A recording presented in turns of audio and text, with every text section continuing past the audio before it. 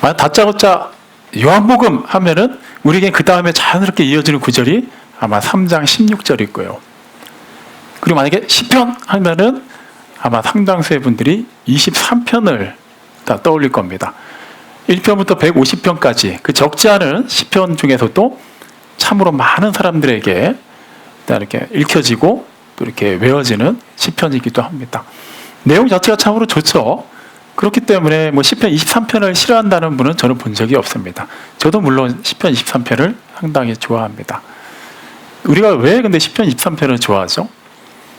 그렇게 길지도 않는데 내용들이 참 좋아요. 네, 일단은 그 1절 내용부터가 우리한테는 뭔가 팍 꽂힙니다. 여호와는 나의 목자시니 내가 부족함이 없으리로다. 이 부분에서는 일단은 뭔가 진짜 그렇게 돼야 되기 때문에 보통 막 아멘 한단 말이죠. 그러고 나서 좀 이성이 들어오기 시작하면은 고민이 되기 시작해요. 근데 왜 이렇게 내 삶에 부족함이 많지? 나는 분명히 이 말씀을 믿고 좋아하고 실제로 그렇게 될 줄로 기대는 하는데 실제 내 삶은 그동안 살아온 삶을 보면 뭐 부족함이 없다라는 고백보다는 솔직히 말 부족함이 더 많았어라는 그런 고백이 우리한테 솔직하게 튀어나갑니다. 그렇다면 이 시편 기자 23편 다윗이 기록한 것으로 알려져 있는데요. 다윗은 그렇다 치고 그 다윗은 왕이니까 그래도 뭔가 누릴 것 많이 누렸으니까 저렇게 얘기할 수 있나 보다. 나도 만약에 다윗과 같은 그런 상황이라면 그렇게 고백할 수 있을 텐데 혹시 그렇게 생각해 본 적이 있으신가요? 뭐 꼭 생각 그렇게 해보지 않아도 됩니다.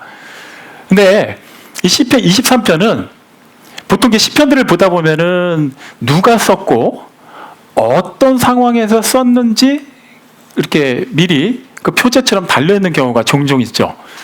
근데 시편 23편의 경우는 그런 게 써 있지 않아요. 다윗의 시라고는 되어 있는데 어떤 상황에서 언제 무엇을 하면서 썼는지는 기록되어 있지 않습니다. 그래서 이제 다양한 고증을 거쳐서 이제 학자들이 이때 썼을 것이다라고 이렇게 막 연구를 하는데 크게 두 가지로 압축이 돼요. 근데 첫 번째는 좀 약간 두루뭉술합니다. 내용 전개상 아마 다윗의 노년에 그래도 어느 정도 이룰 것 다 이루고 전쟁도 없고 그냥 뭐 이렇게 평안하게 살면서 썼을 것이다. 옛날을 회상하면서 그런 주장이 있고 또 다른 또 많은 학자들에 대해 지지를 받는 그 설이 굉장히 내용이 파격적으로 달라집니다. 아마도 시편 23편은 다윗이 자신의 아들, 친아들 압살롬에 의해서 쫓겨서 광야로 내몰렸을 때 그때 기록한 시다라는 그런 의견들이 있습니다. 이거는 그냥 학자들이 다양한 경우의 수를 놓고 그냥 다수결로 뽑는 게 아니에요. 그 시편의 그런 내용을 문학적으로도 연구하고 또 다윗이 어떤 상황에서 어떤 시편을 썼는지를 잘 비교 분석을 해서 이제 그렇다면 이게 확률상 높겠구나라고 얘기하는 거거든요. 자, 첫 번째 편이라고 봐도 그거는 이렇게 수월하게 생각할 수는 없습니다. 무슨 말이냐 하면 그래 왕으로서 왕궁에서 그냥 편하게 먹고 살면서 뭐 나 같아도 그렇게 쓰겠다. 다윗의 삶이 늘 평안하기만 했나요? 그거 아니에요. 저도 그가 이제 좀 살만하다라고 싶을 때가 도래하기까지는 참으로 많은 일이 있었어요. 사무엘을 통해서 기름 부음을 받고 나서부터 곧장 그가 왕이 된 것도 아니죠. 오히려 전쟁에서 승승장구할 때마다 그의 장인어른인 이스라엘의 초대 왕 사울에 의해서 계속 질투를 받아야 했어요. 심지어는 죽임을 막 피하기 위해서 계속 떠돌아야만 했습니다. 이스라엘 백성들이 약속의 땅에 들어가기 전에 광야 여정을 돈 거는 힘들어 보여도 그 필요한 거는 다 채워졌어요. 하지만 다윗이 사울을 피해서 광야를 떠돈 거는 정말 힘든 날의 연속이었습니다. 함께하는 사람들도 다 그냥 불황자들이었어요. 소망도 없었어요. 그냥 하루하루 먹고 사는 게 중요했고 기름 부음은 받았는데 이거 도대체 미래가 안 보이는 거예요. 그런 하루하루. 그리고 또 왕위를 차지하기까지 그냥 한 번에 됐나요? 사울이 죽었다고 끝난 것도 아니죠. 또 여러 가지 도전에 직면합니다. 또 끊임없이 그런 외적인 그 적들과의 그런 전투가 있었죠. 대표적인 그 블레셋이고요. 그러니까 잘 나가다 싶다가 또 밧세바 사건으로 그가 한번 제대로 넘어집니다. 그런 일련의 과정들이 계속 겪어져요. 그리고 나중에 그가 또 많은 자녀들을 뒀는데 자녀들 사이에서도 또 서로 죽이는 그런 참극이 벌어지죠. 다윗이라고 해서 우리가 생각하는 것처럼 그냥 왕이니까 그냥 편하고 그냥 우리보다 낫고 충분히 그냥 찬송시 많이 쓸 만한 여건이다라고 말하기에는 무리가 있습니다. 그럼 압살롬에서 쫓길 때를 생각해 볼까요? 그건 더 말할 필요가 없어요. 얼마나 비참한 상황인가요? 다른 적도 아니고 자기 아들이에요. 친아들. 근데 아들이 자기를 죽이려고 해요. 왕이 되기 전에 자기 장인어른이 자기를 죽이려고 했는데 이번에 자기 핏줄이 자기를 죽이려고 합니다. 이거는 그냥 생사의 그런 기로에 놓여 있는 것뿐만 아니라 망신도 이런 망신이 없어요. 완전히 집안이 콩가루 집안이라는 게 만천하에 다 드러난 거잖아요. 얼마나 속이 상했겠으며 얼마나 자존심이 상했겠으며 얼마나 또 그 아들을 생각하면은 또 마음이 아팠을까요? 그 상황에서 이 시편을 썼다고 해도 이거는 보통 시편이 아닌 것이죠. 자, 그렇다면은 목자 되시는 하나님 여호와 라를 우리가 조금 더 구체적으로 알기 위해서 그 당시 목자는 주로 어떤 일을 했는지를 살펴볼 필요가 있습니다. 그러면 다윗의 심정을, 그리고 궁극적으로는 주님이 우리의 목자 되신다는 것이 어떻게 은혜가 되는지를 알 수 있겠죠. 시편 23편 1절로 6절까지 말씀을 보면 목자는 나오는데 목자가 구체적으로 어떤 동물을 목축하는지에 대한 기록은 없습니다. 하지만 우리는 알아요. 어떤 동물이죠? 양이죠. 네. 이스라엘의 목자들은 주로 양을 목축했으니까요. 그리고 다윗 스스로도 그런 양을 치는 목동의 삶을 살았었죠. 양입니다. 그렇다면 양을 치는 목자를 이해해야 되니까 조금 더 하위 단계 양을 한번 이해해 보도록 하죠. 양하면 어떤 이미지가 떠오르세요? 아마 보통 양하면 떠오르는 이미지는 다 비슷비슷하실 거예요. 그리고 실제 그건 다 맞습니다. 물론 꼭 하얀색만 있는 건 아니지만 대체적으로 우리가 익숙하게 알고 있는 양은 뭐 하얀 털이 있고 또 온순하고 그 다음에 이렇게 뭐 공격성이 있고 그런 동물은 아니에요. 실제 양은 그렇습니다. 그 솥과에 해당이 된대요. 저는 그냥 양은 양과 뭐 이런 건 줄 알았어요. 일단 솥과에 해당이 되는 그 포유류, 그리고 자기 방어 능력이 없고 그리고 공격성도 없습니다. 그냥 그런 양이에요. 그러니까 양은 좋은 거구나. 뭔가 평화의 상징 같고 색깔부터도 우리가 알고 있는 이미지는 하얀색이 더 많은 게 사실이고 그 자기 통해서 막힘없이 뭔가를 주는 그런 동물로 생각을 하죠. 그러니까 우리를 양에 빗대서 생각을 하면은 나쁜 것 같지는 않아요. 자, 그렇다면 실제 양의 특성을 조금 더 자세히 한번 살펴볼게요. 양의 대표적인 특성은 시력이 상당히 나쁘다는 겁니다. 우리 중에도 이렇게 뭐 노안이 되었든 원래 뭐 근시가 심했든 난시가 심했든 시력이 좀 안 좋은 분들이 계시죠. 자, 그럼 이해가 가요. 시력이 안 좋다는 건 단지 난 저게 잘 안 보여. 이 정도로만 끝나는 게 아니라 그 시력이 안 좋은 것으로 말미암아 필수적으로 따라오는 핸디캡이 하나가 생깁니다. 분별력이 좀 떨어져요. 그러니까 이거는 수준이 낮아진다는 것이 아니라 똑같은 상황을 볼 때, 사물을 볼 때 시력이 좋은 사람은 명확하게 그걸 알아보는데 시력이 나쁜 사람은 그게 정확히 뭔지를 몰라요. 그러니까 경우에 따라서는 오해를 하거나 실수를 할 수도 있고 경우에 따라서는 그게 장애물인데 모르고 부딪힐 수도 있겠죠. 양이 그렇다라는 거예요. 양은 굉장히 시력이 안 좋다고 합니다. 어느 정도 거리 이상의 것을 잘 보지를 못한대요. 만약에 여러분이 양을 생각하실 때 뭔가 양이 막 풀 뜯어 먹다가 먼 산을 바라보는 것 같다. 먼 산을 보는 게 아니에요. 그냥 이러고 있는 겁니다. 안 보여. 눈앞에 있는 풀만 보인대요. 그러다 보니까 또 어떤 일이 벌어지냐. 풀을 먹을 때 눈앞에 있는 풀만 먹으면서 그 풀만 따라가는 거예요. 큰 그림을 못 보는 거예요. 자, 이제 풀을 먹으려고 딱 왔는데, 어느 목초지에 왔는데, 고개를 들어서 보니까, 저기는 낭떠러지가 있고, 저기는 물이 있고, 저쪽은 어느 순간부터 풀이 없어지네? 이런 거를 딱 파악을 해서 그 동선을 따라 먹는 게 아니라, 그냥 눈앞에 있는 것만 먹으면서 간다는 거예요. 그러니까 분별력이 떨어지는 거죠. 경우에 따라서 무슨 뭐 낭떠러지라도 있거나, 굉장히 좀 이렇게 위험한 장애물이 있거나, 맹수가 근처에 있는데도, 그걸 모르고 그냥 풀만 먹고 따라갈 수 있다라는 거예요. 그러다 보니까 눈앞에서 뭔가 왔다 갔다 하면은 뭔지도 모르고 잘 따라간다고 합니다. 그러니까 양이 생각보다, 그러니까 지능이 낮은 게 아니라 시력이 안 좋기 때문에 그만큼 분별력이 떨어진다라는 거예요. 그리고 생각보다 그런 다리의 힘이 강하지가 않대요. 그래서 이렇게 막 이렇게 급하게 뛰는 일이 벌어지면 경우에 따라 힘없이 넘어질 때가 있는데 잘 일어나지를 못한다고 합니다. 근데 만약에 그게 조금 비탈이진 데서 넘어졌다. 그러면 우리가 생각할 때, 저도 그렇게 생각을 했어요. 양이 만약에 넘어졌다. 그럼 다시 뭐 어떻게든 일어나면 되는 줄 알았어요. 근데 양은 그렇게 넘어지면 진짜 벌러덩 넘어진대요. 못 일어난대요. 그러니까 신기하죠? 그러니까 양은 그냥 정말 자기 스스로 그냥 유연하게 그런 생태계에서 살아가기에는 참으로 연약한 존재입니다.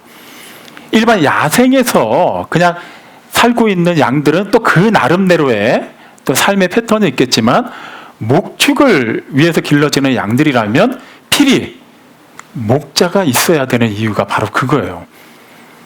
그냥 이렇게 막 풀어놔서 알아서 그냥 먹고 잘 자라서 떼대서 이렇게 뭐 걷어들이는 게 아니라 그냥 그렇게만 풀어놔두면 10중 8구 어디 딴 데로 가는 애가 있고 어디서 넘어져서 계속 그냥 벌러덩 누워있는 애가 있고 맹수가 오는데도 도망가다 그냥 자빠져서 그냥 속접시 당하는 애가 있고 그렇기 때문에 늘 목자가 지켜줘야 돼요. 여러분 혹시 방목이라는 얘기 들어보셨죠? 예. 근데 뭐 우리가 그 단어 알지만 쉽게 많이 쓰진 않아요. 그런데 또 교회에 따라서는 그런 용어를 막 이렇게 아무렇지도 않게 되게 자랑스럽게 쓰는 교회도 있어요. 막 방목한다. 근데 이게 방목이 굉장히 위험한 게 만약에 풀밭에 방목을 했어요. 그러니까 방목의 사전적 의미를 잘 들으셔야 돼요. 오해를 하시면 안 돼요. 그러니까 방목이 틀렸다라는 게 아니라 방목도 목자가 제대로 된 목자가 있을 때 가능하다는 거예요. 왜냐하면 1차적으로는 그런 위험한 요소들이 있는 것을 그 시력이 안 좋아서 분별력이 떨어져서 못 보기 때문에 양들이 그런 위험에 노출될 수도 있고 그런 위험한 맹수들이 다가왔을 때 그걸 어떻게 맞상대할 만한 힘도 스피드도 그런 지혜도 없어요. 그냥 당합니다. 그리고 또 양한테는 무슨 특징이 있냐면 속과인데도 불구하고 소들은 이렇게 풀을 뜯어 먹으면 풀만 뜯어 먹어요.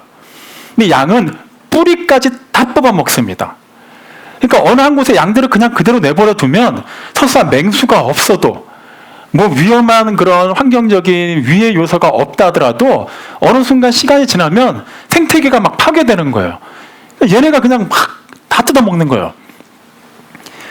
물론 이제 그런 자연 생태계라는 거는 얘네들이 뜯어 먹어도 어느 정도 뿌리가 남아 있고 또 얘네들에게서 나오는 그런 그 분비물을 통해서 또 그게 거름이 되고 하니까 다 떼대면 자라게 돼 있는데 뿌리까지 다 먹어버리니까 시간이 되면은 황폐해지는 거예요. 그 땅에. 그래서 목자는 꼭 방목을 한다고 해서 그냥 막 풀어놓고 뭐 며칠 있다가 슬그머니 나타나는 게 아니에요. 늘 어디선가는 지켜봐야 돼요. 그래서 지금 이 정도면 풀 너무 많이 먹었다. 그러면 다른 데로 데리고 가야 되는 거예요. 물론 이제 위험한 요소가 있으면 그걸 또 지켜주기도 하죠. 자, 양에게는 이런 특징이 있습니다. 자, 여기까지 이제 뭐 또 그 외에도 몇 가지가 더 있는데 여기까지만 할게요. 자, 이렇게 양의 특징을 들으면 여러분은 어떤 생각이 드세요? 아, 새로운 사실 하나 알았네. 아, 양이 넘어지면 발라당 자빠지는구나. 뿌리까지 뽑아 먹는구나. 뭐 그런 얘기를 생각할 수도 있습니다만, 저는 사실 예전부터 그 양에 대해서 이렇게 알게 됐을 때, 그 실제 양을 좀 가까이서 좀 한동안 본 적이 있었는데, 참 기가 막힌 게, 모양은 다른데 저인 거예요. 그냥 하얀색이고 매 하는데 저예요. 그냥 정말 하는 행동이나 그런 특징이나 드러나는 약점이나 그런 게 너무 저랑 비슷한 거예요. 근데 여러분 지금 표정 보니 맞아 너랑 비슷해라고 생각하신 것 같은데 지금 이 얘기는 제가 대표성을 띠고 하는 얘기예요. 우리의 모습이라는 거예요. 지금 또 양은 그 와중에 고집이 엄청 세다고 합니다. 그렇기 때문에 그대로 내버려 두면 어떤 일이 벌어질까요? 이사야 선지자가 그래서 정확하게 얘기한 거예요. 53장 6절에 우리는 다 양 같아서 그릇 행하여 각기 제 갈 길로 간다는 거예요. 야, 그 길이 아니야 라고 얘기해줘도 나름 고집이 있어서 그냥 꽂히면은 그냥 눈앞에 있는 풀만 뜯으면서 그냥 가는 거예요. 나는 나의 길을 갈 거야. 내 앞에 풀이 있는데 내가 먹겠다는데 무슨 상관이야. 그대로 내버려 두면 어떤 위험이 있는지도 모르고 그냥 막 간다는 거예요. 우리의 모습을 한번 보겠습니다. 우리 나름대로는 영적인 분별력이 있다고는 생각을 해요. 물론 없지는 않죠. 뭐 사람마다 수준 차이는 있을 수 있어요. 하지만 우리의 영성을 솔직하게 하나님의 말씀에 비추어서 봤을 때 우리 정말 시시때때로 우리에게 주신 하나님의 말씀을 정확하게 꿰뚫어 알고 이해하고 그걸 받아들이고 적용하고 있나요? 오히려 그런 것보다는 그냥 딱 보고 지나가고 그냥 나한테 유리한 거, 내가 좀 더 지킬 만한 거, 내가 꽂히는 거는 막 그냥 목숨을 거는데 그 외에는 스쳐서 넘어가는 거예요. 또 고집은 있어가지고 내가 바르는 은혜가 있다고 하면 그것만이 진짜인 거예요. 내가 신앙생활하면 패턴이 있다 하면 그것만이 진짜 신앙생활인 거예요. 그게 또 서로 뭐 타협을 잘 안 합니다. 그 말씀에 대해서도 정말 우리가 막 하나님 말씀이 알파 오메가 처음부터 마지막까지 다 하나님의 그런 뜻이 담겨져 있는데 그냥 우리한테 좋은 것만 탁탁탁 뽑아서 취하려고 하죠. 일전에 한번 말씀드렸을 거예요. 전에 있었던 어느 교회에서 송구영신 예배 끝나면 말씀 카드라고 해서 이제 책갈피처럼 만들어서 편지 봉투에 넣어갖고 그냥 하나씩 그냥 교인들에게 담임 목사님이 나눠주셨어요. 그리고 보통 이제 그게 뭐 올해 나에게 주시는 말씀 뭐 이런 거예요. 근데 뭐 저는 그냥 뭐 그런 거 신경 안 쓰고 그냥 책갈피를 잘 썼습니다. 근데 송구영신 예배가 끝나고 이제 그 새벽에도 이렇게 다과하는 시간을 막 가졌는데 다들 막 신나게 막 분당 여기저기서 막 흩어져서 막 대화하고 먹고 있는데 어느 권사님 한 분이 살짝 눈치 보더니 그 남은 그 말씀 그 코팅한 그 책꽂이가 담겨져 있는 바구니 쪽으로 이렇게 슬금슬금 가시는 건데 또 제가 또 용케 그걸 봤어요. 그래도 뭐 그냥 뭐 가시나 보다는데 이렇게 가시더니 막 이렇게 고르는 거예요. 하나씩 꺼내봐요. 하더니 자기 거를 거기다 집어넣고 뭔가 그러니까 아마도 본인한테 처음 주어진 말씀이 뭔가가 좀 뭐 안 맞았나 봐요. 그러니까 무슨 내용인지 전 모르죠. 자, 그렇다면 그분이 처음에 뽑았다고 하는 그 말씀은 하나님 뜻이 아닌 거고 나중에 뽑은 게 하나님 뜻인가요? 꼭 그건 아니에요. 똑같이 하나님의 뜻이에요. 근데 저는 그분을 막 뭐라고 하려고 하는 게 아니라 어떻게 보면 솔직한 우리의 모습이지 않은가 싶어요. 그냥 하나님의 말씀도 그냥 우리가 원하는 대로 그냥 취합을 하는 거예요. 그러니까 내 눈에 볼 때 그냥 이 앞에 풀이 있고 이것을 먹어야 산다고 생각하면 나는 그냥 그것만을 추구하면서 나가는 것이죠. 그러다 보면 우리도 속절없이 낭떠러지에 떨어질 수도 있고 벌러덩 자빠질 수도 있고 맹수의 위협 앞에서도 어떻게 하지도 못하고 속수무책으로 당할 수도 있습니다. 그래서 우리에게도 목자가 필요해요. 저는 실제 양을 무슨 어디 뭐 대관령 가서 본 건 아니에요. 영국에 있을 때 양을 좀 많이 볼 기회가 있었습니다.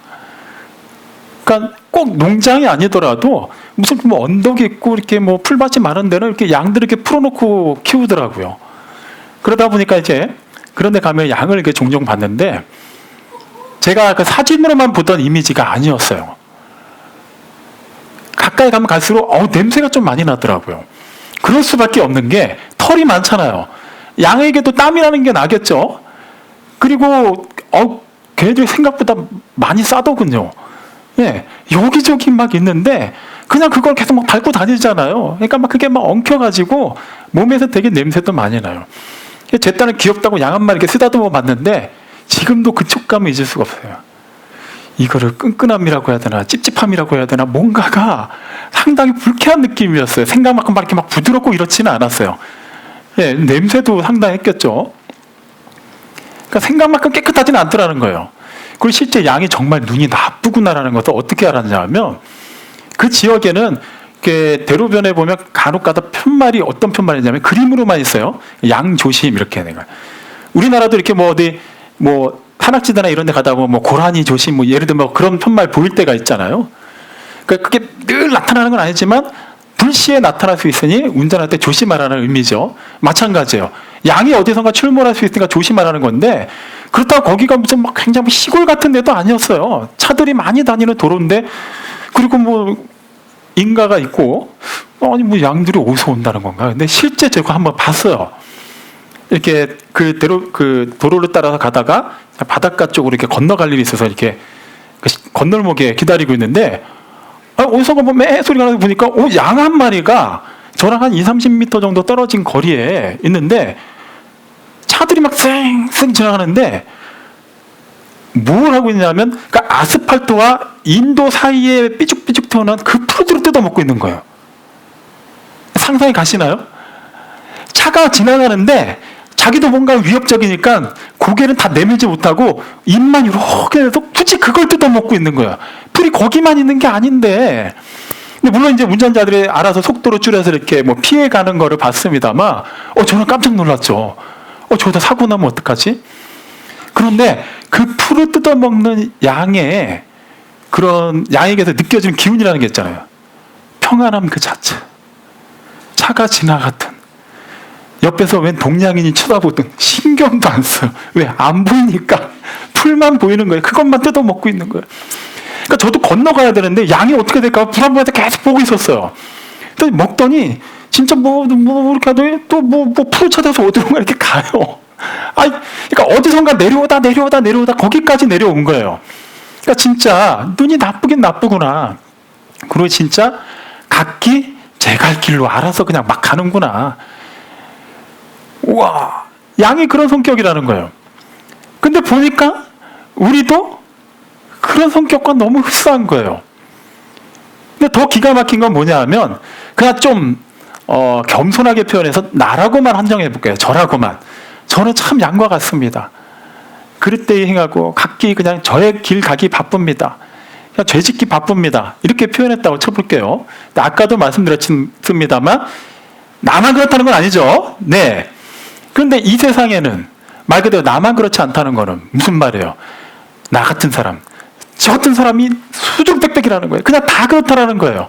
그러니까 이건 더불어 사는 것도 보통 일이 아닌 거예요. 그렇게 사랑해서 막 결혼들 하는데 얼마나 많이 이혼들을 하나요? 불과 제가 어릴 때만 해도 어디서 이혼했다 하면 그게 막 동네 소문이 날 정도인데 지금은 그런 거 소문거리도 안 되죠. 너무들 이혼 별거 이런 걸 많이 하니까 문명은 막 발전하는데 그거와 반비례해서 막 인류는 막 그냥 막 땅으로 파고 내려갑니다. 별 생각지도 못했던 그런 추악하고 위험한 일들이 막 계속 벌어지고 있어요. 분명히 이거 뭐가 문제가 있는 거예요. 우리도 분명히 지금 험한 길을 가고 있지 않은가를 이 시점에서 한번 살펴봐야 돼요. 근데 문제는 우리는 그걸 잘 깨닫지를 못합니다. 그래서 목자가 필요한 거예요. 양들만 그대로 놔두면 아까 말씀드린 것처럼 그냥 풀만 뜯어먹고 평화롭게 있는 게 아니에요. 아주 생태계를 파괴시켜버려요. 그 먹을 게 떨어지면 어떻게 돼요? 눈앞에 풀을 찾아가야 되는데 막 계속 뜯어먹다 풀을 다 뜯어먹었으니 그냥 유리방아다 죽는 거예요. 맹수에 공격을 당하는 거예요. 그래도 뭔가 있을까 싶어도 잘 보이지도 않는 눈으로 그냥 아무데나 막 가다가 굴러떨어지고 그렇게 자빠지고 일어나지 못하는 겁니다. 굶어 죽거나 잡혀 먹혀 죽는 거예요. 그래서 목자가 필요하다는 거예요. 시편 23편 1절은 너무나도 유명한 말씀이에요. 우리가 시편 23편 다 못 외우더라도 1절은 그냥 다 압니다. 여호와는 나의 목자시니 내가 부족함이 없으리로다. 다시 설교 초반 내용으로 돌아가 볼게요. 과연 우리에겐 부족함이 없나요? 많죠. 그럼 뭐가 문제가 있는 거예요? 다윗은 그렇다 치더라도 우리도 보면 다윗과 똑같은 그런 믿음의 고백이 나와야 되는데 그렇지가 않아요. 그럼 이거는 그냥 다윗 혼자 일기 쓴 거고 우리는 별개의 삶을 살면 되는 건가요? 그것도 아니겠죠. 이 표현을 잘 보세요. 여호와는 나의 목자시니 내가 부족함이 없더라. 그게 뭐예요? 내가 다 아는 내용인데 내 삶의 목자가 나라면 내가 내 삶의 주인이라면 그냥 나는 내 마음대로 살면 돼요. 다시 말하면 내가 부족함이 없다라고 인정하려면 내 기준이 채워지면은 부족함이 없다라고 얘기가 되는 거예요. 하지만 나에게 목자가 계시다면 그 다음부터 풍요로움과 부족함은 그 기준은 누가 정하는 거예요? 내가 아니에요. 목자가 정하시는 거예요. 우리 경우에다 이걸 되게 비합리적이고 굉장히 불평등하게 여기는 경우가 있어요. 이거 좀 너무 하시는 거 아닌가? 내가 하나님의 자녀인데 하나님의 형상 따라 지음받은 그런 정말 피조물 중에서도 가장 으뜸인 살아있는 영인데 그렇게 회복시켜 주셨으면 그래도 뭔가 기존 대비 더 낫게 뭔가 채워주셔야 되지 않을까? 그걸 왜 하나님이 정하시지? 어차피 하나님은 나를 구원하셨으면 됐고 그 다음부터는 내가 원하는 대로 좀 살게 해주셔야 되지 않을까? 그렇게 생각할 수는 있죠. 하지만 우리는 우리의 모습 그대로 우리가 원래 추구하는 방향 그대로 살면은 다시 이사야 선지자 말 그대로 가는 거예요. 결과적으로 각기 제 갈 길로 가는 거예요. 만약에 우리가 처음에 개척을 했을 때 장소도 정하지 않고 시간도 정하지 않았어요. 제가 그냥 개척했습니다라고만 선포했습니다. 그럼 당장 그 다음날 주일날 어디서 몇 시에 예배를 드릴 거예요? 제가 얘기를 안 했어요. 그리고 교인분들하고 약속을 안 했습니다. 정확히 그게 어딘지. 그냥 개척했습니다. 우리 예배 드립니다라고만 얘기를 하고 끝났어요. 그러면 서로 막 어디로 가야 돼? 몇 시까지 가야 돼? 어떻게 예배 드린다는 거야? 막 혼란이 오겠죠. 마찬가지예요. 분명히 기준점이 있어야만 합니다. 우리의 삶에도 우리의 주인이 되시는 분이 계시는 이상 그 기준은 그분이 정하시는 거예요. 피조물 입장에서 왜 우리를 이렇게 지었죠? 왜 나를 이렇게 만들었나요? 왜 나에게 이 길을 허락하지 않으시는 거예요? 그래서 철저하게 우리를 양에 비유한 거예요. 양 입장에서는 자꾸 뭘 먹으면서 어차피 다 먹으라고 여기 데려오셨잖아요. 그러니까 내가 먹으러 가는데 왜 못 가게 해요? 근데 그 앞에 낭떠러지가 있어요. 그 앞은 굉장히 위험한 맹수들이 막 득실거리는 곳이에요. 그렇다면 어느 목자가 그 양으로 하여금 그 길을 가도록 내버려 둘까요? 내버려 두지 않죠. 막을 겁니다. 아니면 때려서라도 못 가게 할 거예요. 근데 우리 입장에서는 아니 왜 내가 하나님의 양인데 왜 내가 하는 대로 하지 못하게 하시지? 이렇게 자꾸 따져 묻고 있는 거예요. 정말 하나님이 나의 목자 되시는 분이라는 것을 우리가 믿고 인정을 한다면 그 부분부터 우리는 다시 한번 살펴봐야 돼요. 하나님이 나에게 주시는 말씀, 하나님께서 나에게 주신 그 감동을 내가 그대로 아멘하고 순종하고 있는지, 아니면 경우에 따라서 내 기분에 맞고 내 형편에 맞고 내 경험상 무난하다 싶을 때는 맞고 그 외에는 하나님이 틀렸다라고 생각하고 있는지 말이죠. 우리가 또 시편 23편을 볼 때 또 가장 또 은혜가 되는 부분 어느 구절일까요? 내가 사망의 음침한 골짜기를 다닐지라도 해를 두려워하지 않는다라는 거예요. 이유가 뭐죠? 주께서 나와 함께 하십니다. 그러니까 어떤 어려움 속에서도 우리는 잘 된다. 지금 그 얘기인가요? 그렇게 해석을 하면 이제 일이 좀 심각해지는 거예요. 왜냐하면 그 다음의 내용이 뭐냐면 주의 지팡이와 막대기가 나를 안위하기 때문이에요. 안위한다는 것은 뭐 위로한다, 뭐 긍휼히 여긴다라는 의미예요. 자, 만약에 하나님과 함께 하시기만 하면 내가 사망의 음침한 골짜기에 있어도 아무 문제 없다, 잘 된다, 더 좋은 일이 벌어진다라고 해석을 하면 어떻게 문제가 되는지 한번 볼게요. 내가 사망의 음침한 골짜기를 가, 하나님이 함께 하십니다. 근데 이게 오히려 더 잘 되는 일이에요. 분명히 더 좋은 일이 날 거예요. 그런데 하나님께서 나를 잘 되게 하시는 게 아니라 지팡이와 막대기로 안위를 하신대요. 이러니까 문제가 되는 거예요. 보통 지팡이와 막대기는 용도가 비슷비슷합니다. 보통 막대기 같은 경우는 그런 거죠. 이제 양들이 그 특성상 어디로 갈 때 그냥 바르게 쭉 이렇게 가지는 않아요. 특성상 그렇게 가는 것 같아도 꼭 각자 이렇게 옆으로 삐죽삐죽 뛰어 나가는 양들이 있습니다. 그럼 목자가 어떻게 할까요? 30분 있다 만나 막 이래요? 아니에요. 그때 막대기 툭툭 치는 거예요. 이렇게 몰아주는 겁니다. 딴 데로 못 빠지게. 경우에 따라서 그 막대기로 이제 맹수, 물론 뭐 어마어마한 맹수가 온다면 얘기가 다르겠지만 좀 이렇게 어느 정도 상대가 가능한 맹수를 상대할 때도 그 막대기를 쓰긴 해요. 지팡이도 마찬가지예요.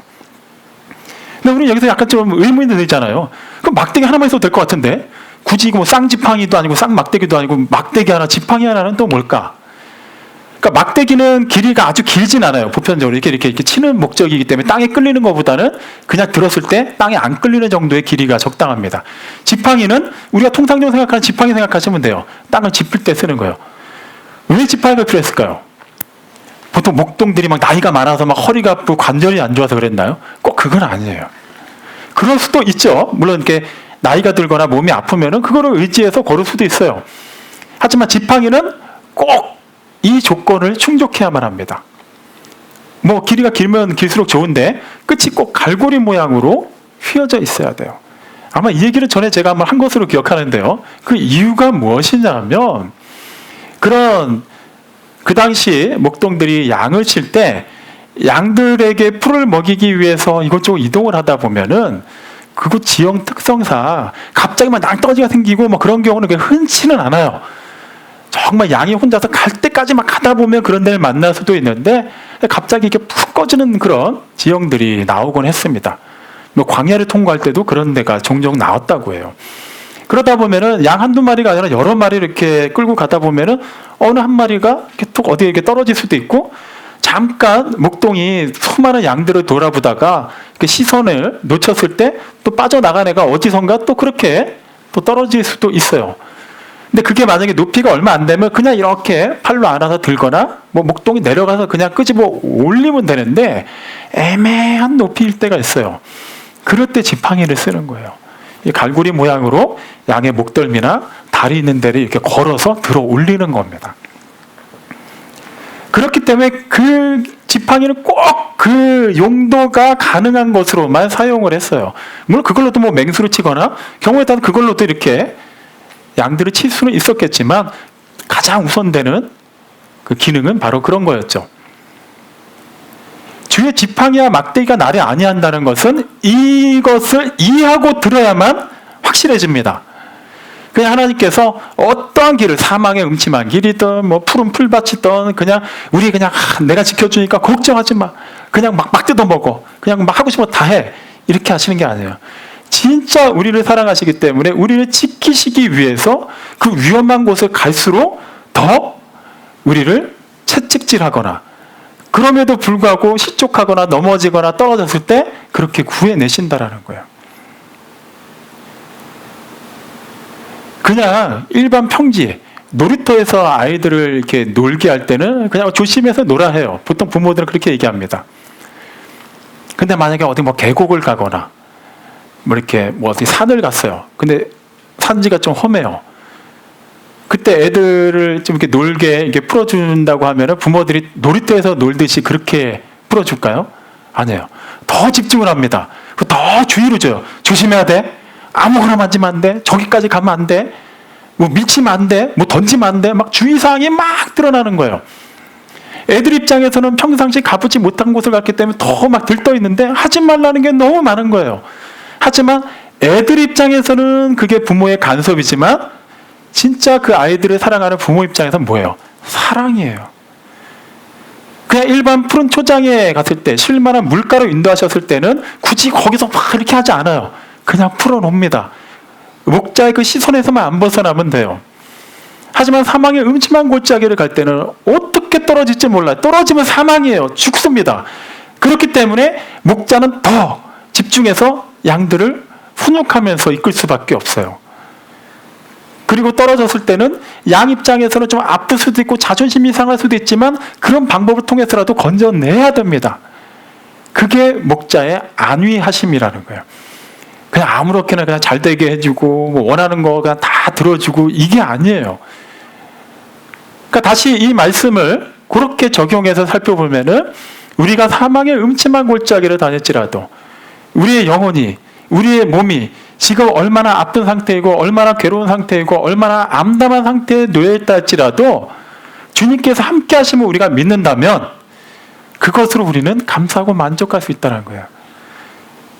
주님이 경우에 따라서는 우리를 더 혼내실 수도 있고 경우에 따라서는 우리 치부로 드러내실 수도 있고 경우에 따라서는 우리를 외면하는 듯이 느껴질 수도 있고 경우에 따라서 내가 생각할 때 이 길이 맞다고 생각하는데 왜 촉촉 막으시지 하고 오히려 나를 방해하시는 것처럼 느껴질 수도 있지만 그것이 결국에는 누구보다도 나를 잘 알고 우리를 잘 알고 계시는 하나님의 안위하심, 우리 위로하시고 우리를 긍휼히 여겨서 도와주시고 계신다라는 거예요. 그리고 그가 또 2절 말씀도 우리가 너무나도 유명하게 알고 있죠. 푸른 풀밭에 누이시고. 이것도 문자적으로만 해석하면 안 돼요. 푸른 풀밭에 눕게 한다는 것은 목자가 양들을 막 푸른 풀밭에 데리고 가서 자 누워! 해갖고 양들이 눕는 걸 얘기하는 게 아니에요. 양들을 어떨 때 눕냐 하면 자 여기서 착각을 하시면 안 돼요. 자빠져서 완전히 벌러덩 자빠져서 못 일어나는 거랑 눕는 거랑은 양들이 대처할 수 있는 방법이 다릅니다. 눕는 게 설마 이렇게 자빠져서 눕는 걸로 착각하시는 거 아니죠? 그냥 이렇게 눕는 거라 그거는 그냥 일어날 수가 있어요. 근데 이렇게 뒤집어지면은 못 일어난다는 거니까 요거는 그냥 참고로 알고 계시고요. 풀밭에 누이신다라는 것은 양이 또 어떤 특징이 있는 것을 우리가 확인할 필요가 있어요. 뭐냐면 양은 어떨 때 누울까요? 졸릴 때? 꼭 그렇지는 않아요. 배가 부르고 갈증도 해결을 하고 맹수의 위협으로부터 확실하게 안전하다고 여겨서 어떠한 스트레스도 없을 때 그때 눕는다고 합니다. 다시 말하면 목자가 양을 푸른 풀밭에 누이신다라는 것은 인위적으로 억지로 눕게 하는 것이 아니라 가장 필요한 것을 채워주시고 가장 안전하게 지켜주신다라는 의미예요. 목자가 채워준다라는 거예요. 양 스스로가 그 만족감을 여기려면 눈앞에 보이는 풀만 계속 먹으면서 가면 되겠죠. 그러다 보면은 사망으로 이룰 수 있는데 목자는 그것을 막아서라도 양이 더 확실하게 살 수 있는 방법, 가장 안전한 방법, 가장 포만감을 느낄 수 있고 갈증을 해결할 수 있는 곳으로 알아서 인도합니다. 그게 다윗이 말한 양과 목자의 관계예요. 또 그런 맥락에서 그는 그 하나님이 나와 함께 하시기 때문에 분명히 나로 하여금 그 필요한 거 다 채워주시는 분, 정말 내가 하나님의 뜻을 어겨서 엄한 길을 갈 때도 나를 포기하지 않으시는 분, 그러다가 잘못돼서 실수하고 넘어지고 죽음 가운데 직면했을 때 나를 도와주시는 분. 하지만 그 과정은 아무런 고통도 없이 내가 원하는 방법, 원하는 때 하는 것이 아니라 하나님의 방법, 하나님의 때, 하나님의 뜻대로 하신다라는 것을 믿은 거예요. 그렇기 때문에 그는 그 하나님을 믿음으로 말미암아 부족함이 없다라고 고백했습니다. 사랑하는 성도 여러분, 우리는 물론 양은 아니에요. 하지만 기가 막히게도 양의 특성과 우리의 본질이 비슷합니다. 그래서 우리에게 목자가 필요해요. 그분이 바로 우리 주 예수 그리스도이십니다. 요한복음 10장 12절에서 분명히 자신을 가리켜 얘기하셨어요. 나는 선한 목자다. 내 양은 나의 음성을 듣는다. 지금도 우리 주님께서는 우리 각 사람에게 말씀하고 계세요. 여러분이 꼭 성경을 볼 때만, 어느 설교를 들을 때만이 아니라 계속해서 우리에게 사랑으로 말씀하시고 또 우리가 소통하기를 원하시고 또 우리의 하는 모든 것 가운데 동행하십니다. 때에 따라서는 주의 지팡이나 막대기가 우리를 좀 번거롭게 하는 것처럼 여겨질 수도 있어요. 어쩔 때는 의도치도 않았는데 푸른 초장에서 너무나도 여유롭게 그냥 하고 싶은 거 다 하고 살게 하는 것처럼 여겨질 수도 있습니다. 뭐가 되었든 간에 하나님께서 함께 하신다는 그 사실, 그것을 믿으신다면 목자 되시는 하나님, 양으로 비유했을지라도 그것이 자존심 상하는 것이 아니라 그래서 우리는 그분이 필요한데 그분이 우리와 늘 함께 하신다. 그것으로 큰 위로가 될 것입니다. 이번 한 주간의 삶, 하나님께서 우리 한 사람 한 사람을 푸른 초장으로 이끌어 주실 거예요.